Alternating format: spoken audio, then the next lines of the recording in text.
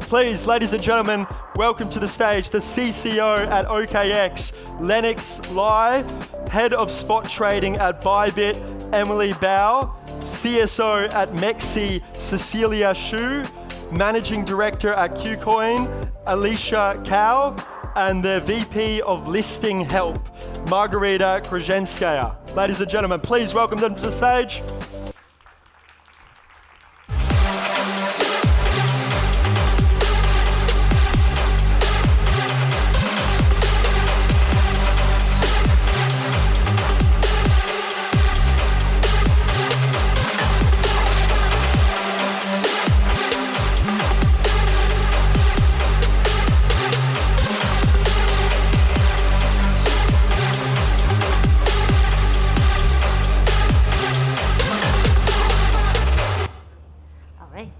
Good morning, everyone, and welcome to our panel discussion, centralized versus decentralized, the new evolution, and the new competition.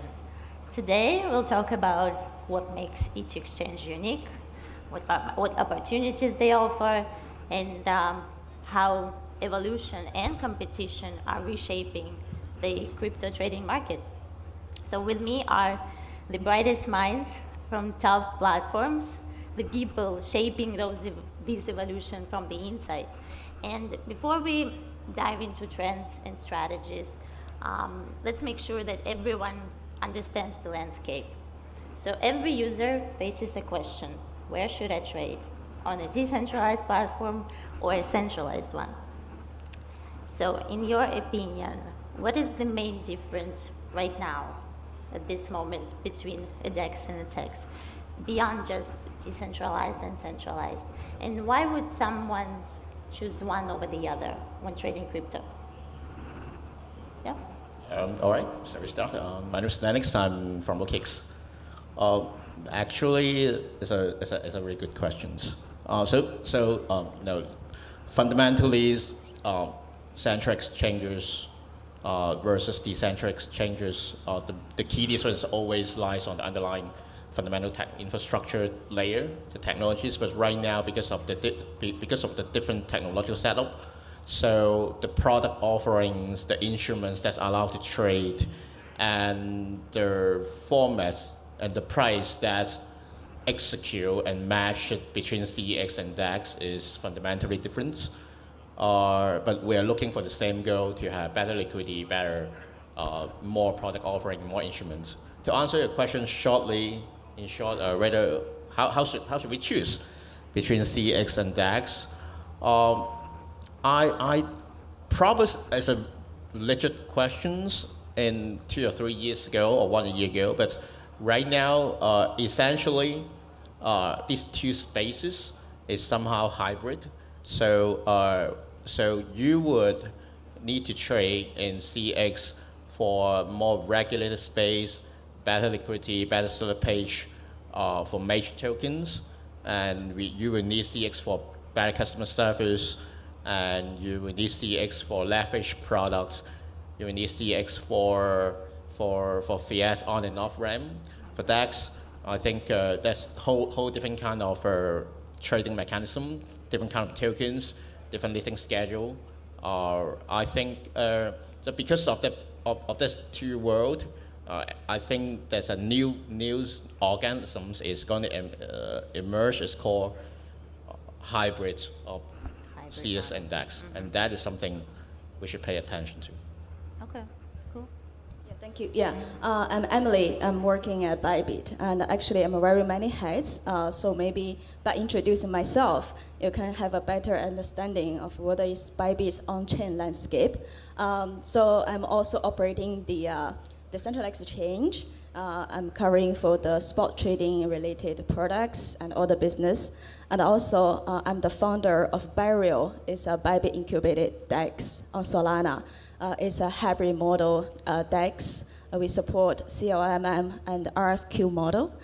So we have this dual liquidity engine. And also, I'm also a key advisor of Mantle, which is a layer 2 public chain ecosystem. So you can see actually at Bybit, it's not CEX versus DEX. it's a CEX and a DEX. So it's a combination. So I think like, as a CEX operator, I think what is really important for CEX is, for now, it's still the CEX gathering the most crypto traders in this market, in this industry for so many years, and also provide the deepest liquidity and the best liquidity. But the problem is CEX is private. Well, on the other hand, DEX and blockchain itself should be public and open sources as it is. So, but the liquidity model is different. The centralized exchange is powered by order book, and the DEX, we have the AMM, CLMM, DLMM, the different type of liquidity models. But we can use the strengths to combine the both of the world.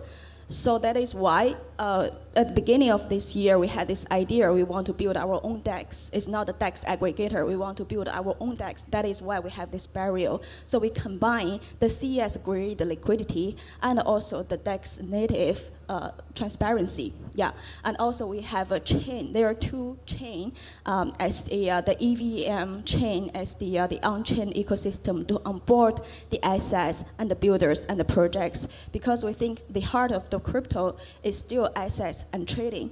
So the responsibility for a trading platform is to discover the best assets and introduce the assets to the users and traders as soon as possible, and also provide the best possible trading services. So that applies to the CEX and also applies to DEX. So I think at Bybit, the CEX and DEX, the combination, yeah, it's just started. Yeah, and also you can get access to the on-chain assets through Bybit, the trading platform, the CEX as well. We also have the Bybit Alpha session where the users can buy and trade the on-chain assets with their USDT, USDC, SOL, and BB SOL, which are our own SOL LST. Yeah, so I think there's just one entrance for the Web3, for the trading platform. It's just, yeah, you can get everything through the CEX already. Yeah, thank you.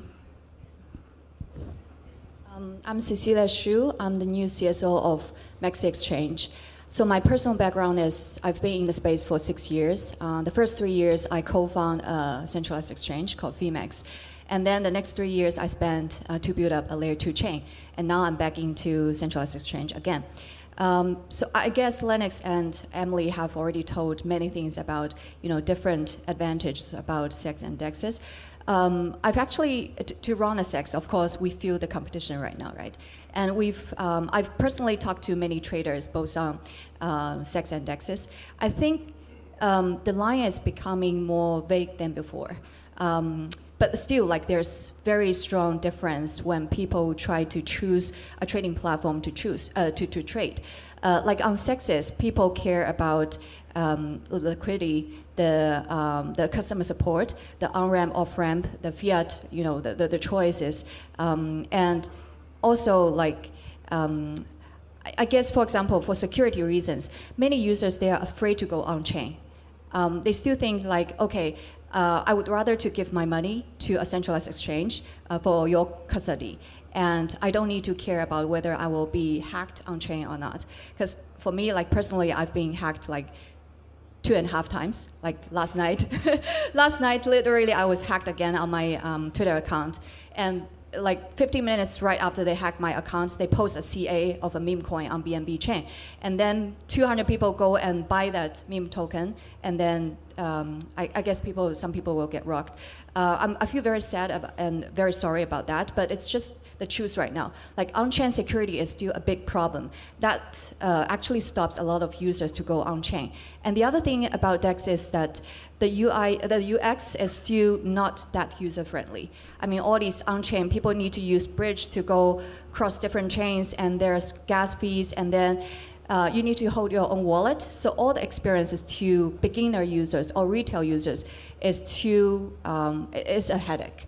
But of course, DEXs have a lot of advantages. That's why we see, probably I think like they contribute 10% of all the perpetual trading on the market right now. So they have huge advantages right now, because for this round, like Hyperliquid, like Aster, like Lighter, Ajax, they definitely change a lot from the previous ones, from DYDX, from JMX. The UX is better. the liquidity is better. The order book, the technique is much better than before. But I still think, I don't know, it's kind of debate. I've also posted something about, do you agree or disagree that the current trend about perp DEX is still about first, people choose them first because of airdrops or the potential expectation about their token growth, and second is about no KYC. I think these are the main which drive users directly to go on DEXs to trade nowadays. But after all these DEXs stop their airdrops or they launch their token and people don't have expectation for the growth on their tokens, what can be expected the next? This is something we can discuss. Yeah. Yeah. Hello, everyone. This is Alicia from KuCoin. And I can't remember how many times I've been with Blockchain Live. First time should be 2019. And I remember that first year I joined KuCoin in 2019. I think it's, there are almost over 60 or 70% of the interview they're asking, what do you think about DEX? Do you think they're gonna dominate the market? Do you think they're gonna replace the role of a centralized exchange? And but look at where we are right now, right? I think those decentralized exchange, they got a huge and massive growth of the trading volume. And we also, the trading volume of the centralized exchange is also growing because the entire market is growing. More and more people are getting to the crypto industry. So it's a good news for us, but I don't see it as a competition because the market, the speed of the growing speed of market is like faster than the new players are joining. So I think we're not competitor, but we're just building a new financial ecosystem together. And I think the advantage of centralized exchange is people are more familiar with centralized exchange, so we do have a more clear regulatory environment for us. We have a clear goal, we have a clear direction to go, and it's easier for us to work with those institutions or some on-ramp or off-ramp service provider. I can remember like 6 years ago, we had to almost back to those fiat gateway service provider to work with us and let our users to buy crypto by their credit cards or from their bank account. But now I think people are more friendly to the centralized crypto exchange. So for the users, it's gonna be easier and easier to buy their first cryptocurrency. Well, yeah, thank you. Those are very informative insights you shared, guys, today. And definitely competition drives innovation, but it feels less like a war, right, between CEX and DEXs. It feels like a merge of worlds. So the smartest players are learning from each other instead of fighting for dominance. And let's get practical now. So once a user decides that he wants to make a trade and he wants to know where is the safest way, where is the simplest way. So maybe you can also name some of the unique advantages of both sides, both decentralized and centralized platforms, in terms of trading strategies and earning potential. So where can we earn more money on a centralized exchange or a decentralized one? That's a tricky.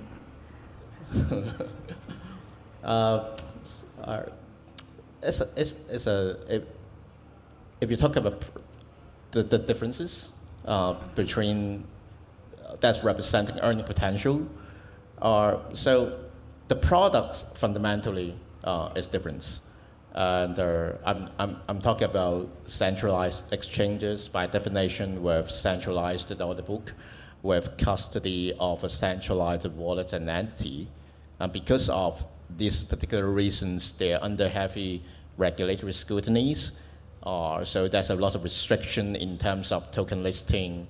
The products allowed us to offer are restricted by different jurisdictions. For example, OKX Middle East has a limitation in terms of token, a limitation in terms of leverage that will allow us to offer the customers.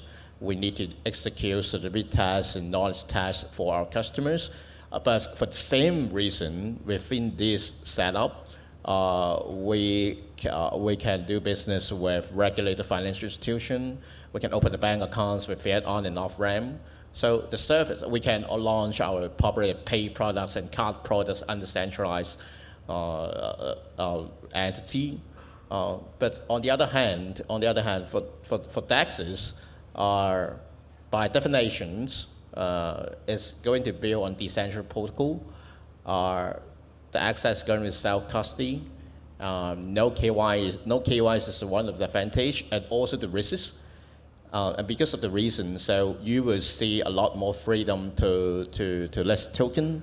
You will see a lot more freedom in terms of availability of new asset class or new instrument allowed to trade. And for the same reason, because it's so decentralized, because even the KYC and individual users are decentralized, so it's also create new problem in terms of risk management. For example, if you want to run a decentralized derivative exchanges, essentially you need to have a much more robust user-based risk tracking system in terms of on the position level, in order to manage your insurance fund and all that. So, and also because of the same reason, the fee structure between DEXs and CEX is also very differences. So essentially, CEX is in general is cheaper because of negative maker fees. But so trading cost is different, but the instruments is different and trading cost is different. So back to the final question, earning potential, not the right answer, but you will see it's a totally very distinctive product with very unique risks and products offering. Yeah, so I think I first gonna start with the key difference between the CEX and the DEX. Yeah, so the key difference, of course, is the CEX custodize your assets, where also can give the access to more financial products and the other kind of like services. Let's say, for example, on CEX today, you can trade spot, you can trade perp, and you can invest financial products. And also we provide all various of the investment and all these innovative products to grow your assets on the platform. It's more like a neobank kind of stuff, and also provide on and off fiat on and off ramp services as well, and also card payment, everything. So now I think the CEX today, these products or this product's been running for many years, so the whole trading engine and platform is more stable. Yeah, so that is the major advantage of the CEX. So I think the future of CEX has to go to compliance. So that is why at Bybit we actively acquired the license in key markets. We got the MiCA license this year, around May, issued by the Australia governance. And recently we also acquired the ESCA license approved by Abu Dhabi. It's a full license, and I think it's the first time they issue this license to a crypto exchange. So I think the CEX is ready to be more like a banking, the institution-grade service platform. Well, on the other hand, on DeFi, I think today, the DeFi, the barrier and the entrance is already very simple and easy. Its own thing is just not your key, not your assets. It's just you know how to manage the risk, how to manage your assets in wallet. But now we have many good wallet and assets management tools today. Like say, for example, multi-chain wallets, you have OKX Web3 wallet. And for the Solana wallet, you have Phantom, you have Soulflare. And for the EVM wallets, you have Rabi, you have MetaMask. So we already have many, the tools to manage your asset security, and also we have many, the security protocols to protect your activities on chain. Also, previously when I just joined this industry, like 7 years ago, there's no, DEX. We can only trade on the central exchange. But during the DeFi summer, starting from DeFi summer in 2020, you can see the many DeFi projects and DeFi protocols has been growing so well. Through this 5 years time, you can see like Avi, like Uniswap, like more and more these DeFi protocols, actually they are performing even better than CEX during the market crisis.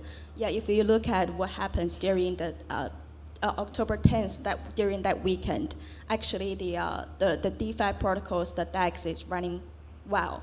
Yeah. So there's just to give you some light on actually today the DeFi infra is much better, it's much more mature now. And also for the users to go which side, actually I think starting from the DeFi summer, many users, many new crypto newbies actually enter this industry through the DeFi, through NFT, not from CEX anymore. Yeah, so I think we have many opportunities right now, and we can see this convergence between the CEX and DEX. You can get access to the DeFi projects and protocols through the central exchange, and also you can enjoy the kind of DeFi products on DeFi protocols and projects as well. Yeah, so I think this bull cycle is really, really interesting. Sorry, your question was when users try to choose which platform, when they think about where to make more money, right? What is our suggestion to them? I think like DEX and CEX, we are just trading infrastructure. We are just trading platform. We don't really decide where people can earn more money or more profits. What we can do is provide a professional trading platform to our users, and this is what we are building for years. I think only if like as a trading platform you can create trading assets which can grow like 10 times, 100 times, 1,000 times. And for this, I only see Binance is doing that, and all the other exchanges are actually we still are more focusing on building up the infrastructure. I think you see we have 4 sexist people talking about DEX and CEX competition because we feel the pressure, we feel the competition, we feel nervous about that. And the reason why behind it is that DEXs are making themselves better and better as a trading infrastructure. Years ago, we don't need to worry about that, like Alicia said. Years ago, people asked, do you think DEX can compete with you guys? I don't think we care about it. Even after FTX collapsed, people say, okay, guys, you need to be very careful with centralized exchange. They have your money, and once they collapse, your money is gone. But still afterwards, I think at least 1-2 years afterwards, people still trade on centralized exchange because the trading experience on DEX was not good enough for them. I think back in 2020, when DYDX launched their first perpetual trading pair on chain, it was very creative, very a new trend starting, but no one trade there. The liquidity is not good. The gas fee was so high at that time, even no layer 2s on Ethereum. So people need to pay huge gas fees on transaction. So they could not compete with CEXs. But now with Hyperliquid, the new club technology, the trading experience is just different. So back to your question, I think users still need to choose the trading platform which fits you the best. If you care about KYC, if you care about your self-custody, if you care about transparency, go on-chain. But you need to have this ability to keep your assets safe. And also, you need to be careful because everyone can list random tokens there. There's no selections. There's no... So you need to be careful about which token you are trading. You need to be responsible for yourself. And if you care about like customer support, good liquidity, good dApps, and also like fiat on-ramp, off-ramp, you still need to choose CEXs. But I do think that in the future, it will be more and more combined with each other. People don't need to talk about whether it's CEX or DEX. It's just a trading platform, like what everyone is doing, like OKX, Bybit, everyone is doing. So, yeah, I guess this is what I want to talk about it. Okay. Do you want to add something? Yes, I think the focus of centralized exchange and the decentralized exchanges are quite different. So for centralized exchange, we're more like a layer of trusts. We fight for users' trust and also the regulators' trust, and put all of our efforts in.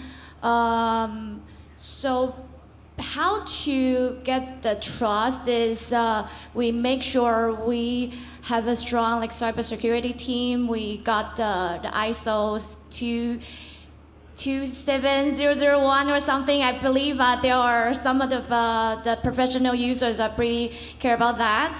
And also we are trying to be more regulated in different countries, different areas to get more license to make sure that we can work with the local regulators to protect our users' assets and funds.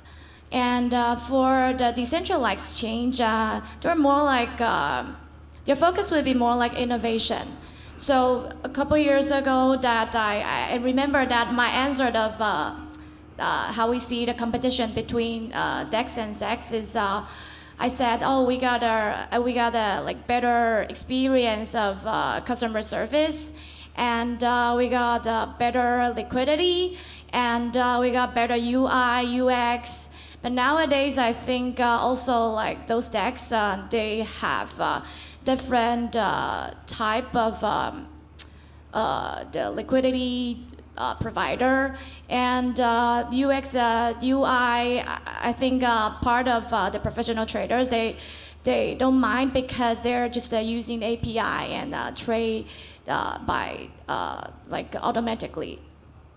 So now I think our focus, I can remember the beginning of we founded the company. I think my boss is gonna kill me as I'm saying that. We don't have any specific KPI of the user growth of each area or each product. We don't have any KPI of to gain more market cap or market shares. The only thing we are trying to do is because the market is growing and we need to figure out what do our users need. They need to buy crypto easier. They need to buy crypto by fiat currency, and they want to trade with leverages, and they want to trade different like derivatives. So our focus right now is not only focus on to be a trading platform, an exchange, a crypto exchange. We're like we are offering our users to pay in grocery shop, in shopping mall, in Dubai Mall, by their credit cards, by cryptocurrencies. And we are trying to work with the payment fiat payment system as well, and we can let our users to scan and pay by cryptocurrencies. And we even now relaunched our mining pool to help our users who wants to mine bitcoins, like things what they wanted to do like 10 years ago. And so we realized that it's not only about trading. Our users are not.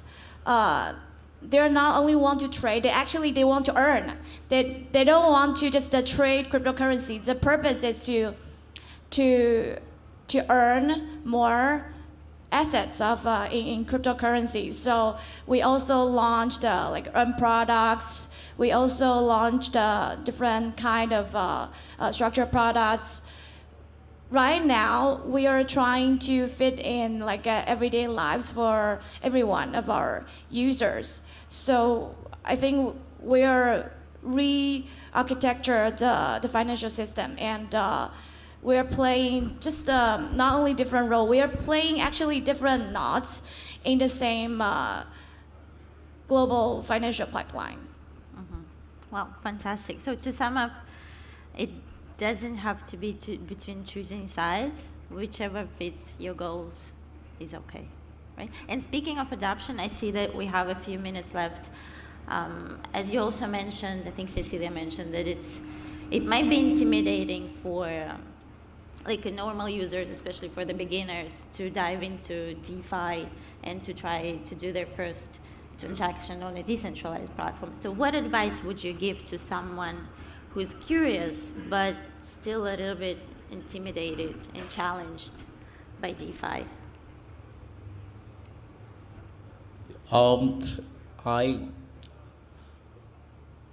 Before that, you need to do your own research, but you probably need to know that while you're engaging in DeFi, which is also open source code, in this context, you are at your own risk.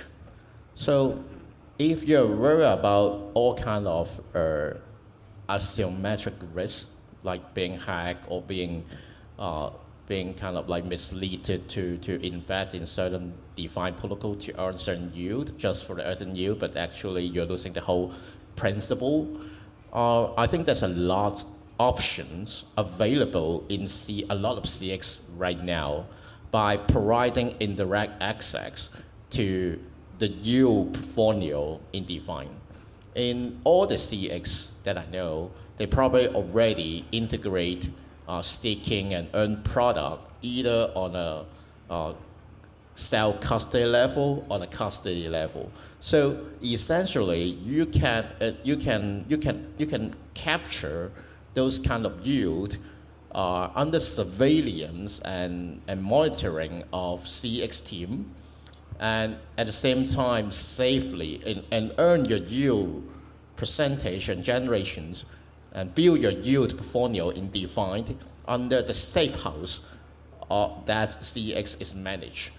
So essentially, you want to learn as a beginner, as a newbie, you want to learn about DeFi and what's the yield options available in DeFi. Probably you can start from CEX, and that's a wallet option and central earn staking option in all the front end, all here.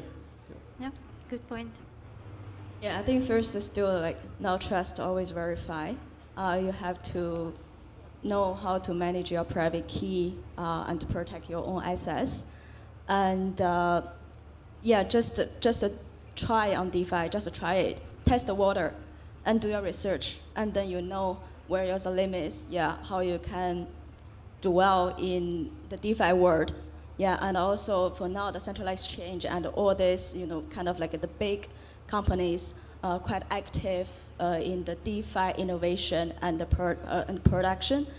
So you can always start with the centralized exchange backed related like DeFi projects, and and also join some like DGen communities, learn from the communities. I think like in this industry, what is amazing about this industry is always very easy to find the good resources and the good information. You can always learn from the community, from the people who joined earlier than you.